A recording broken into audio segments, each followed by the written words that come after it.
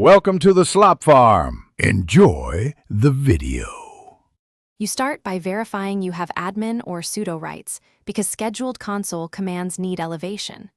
Once done, open the Schedule 1 entry or the Target cron tab and inspect the timing fields, minute, hour, day, month, weekday, to avoid misfires. Make sure you use full binary paths and set required environment variables. This prevents failures when the scheduler runs a minimal shell. Finally, add explicit logging to a file under /var/log so you can confirm execution and debug early problems. Now you craft the actual scheduled job. Put the exact command with absolute paths and quote arguments to preserve spaces and special characters. This ensures the scheduler runs the same command you tested.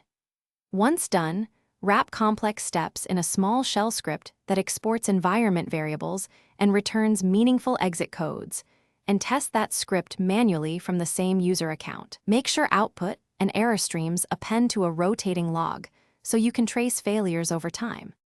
Finally, deploy the Schedule 1 entry and verify it is installed. Check the scheduler status or run crontab L to confirm the next run time. Monitor the log file you configured and inspect exit codes and timestamps to pinpoint failures. If something goes wrong, reproduce the exact scheduler environment by running the wrapper script manually as the scheduler user.